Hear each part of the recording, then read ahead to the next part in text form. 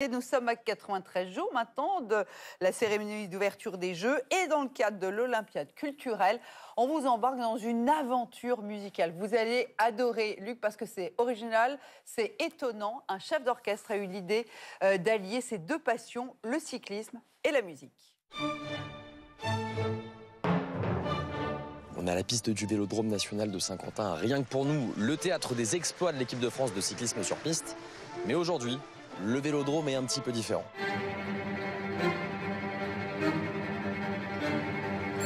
Et le maître des lieux pour l'occasion, c'est le chef d'orchestre Dylan Corley.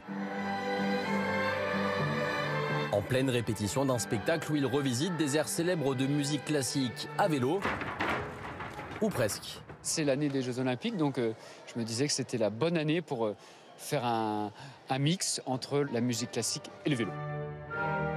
Pour moi, il y a beaucoup de points communs en fait, entre le sport de haut niveau et la musique à haut niveau, notamment dans tout ce qui est côté mental, préparation, le physique.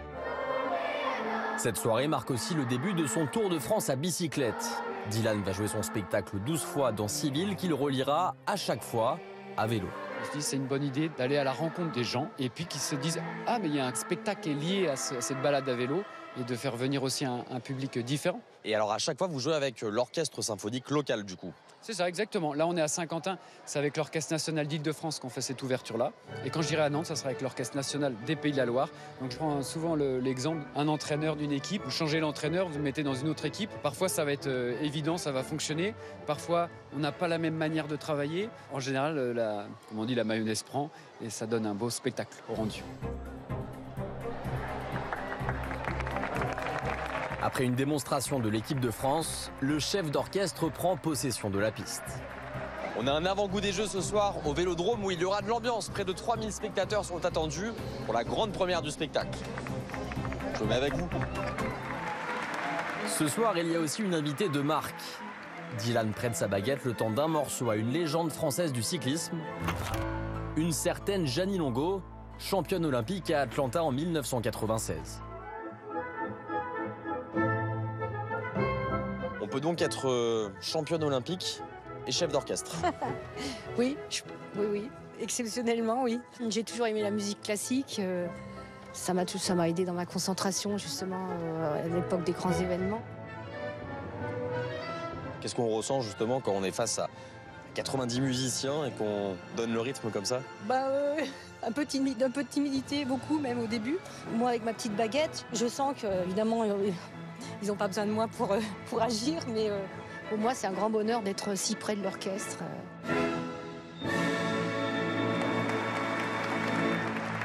Une bonne sorte de divertissement, c'est mon anniversaire aussi aujourd'hui.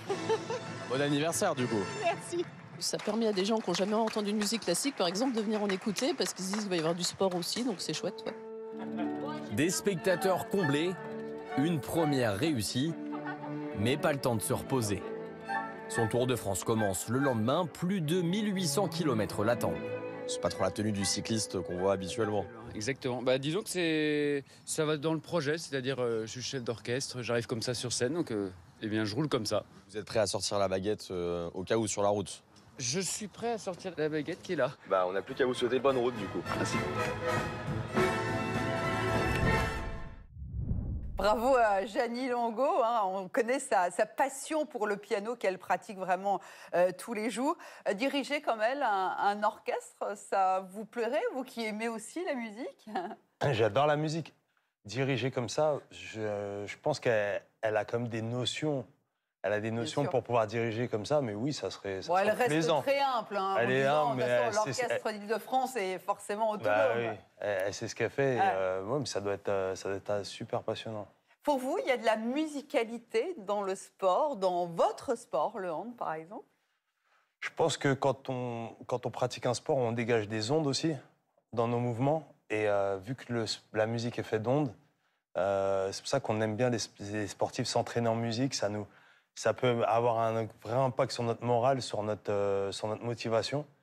Donc c'est super important la musique, je pense, dans le sport. Jeannie Longo disait que la musique classique l'aidait à se concentrer durant toute sa carrière. Pareil pour vous? Bien sûr. Classique, je ne sais pas. Si, classique, si? Classique, mais pas tant dans l'action, dans le sport, mais quand j'étais en études d'art, je peignais, je dessinais avec de la musique classique. Et en fait, il y a un style de musique pour chaque action. C'est-à-dire que quand je suis en mode sport, bah là, un peu de rock ou du hip-hop et... Et du classique pour voilà, votre passion pour canaliser, de jeune retraité du hand. Alex, cette tournée originale, c'est un des nombreux projets qui s'inscrivent dans l'Olympiade culturelle. Oui, plus de 2000 projets ont été labellisés, ce qui représente 62 000 événements.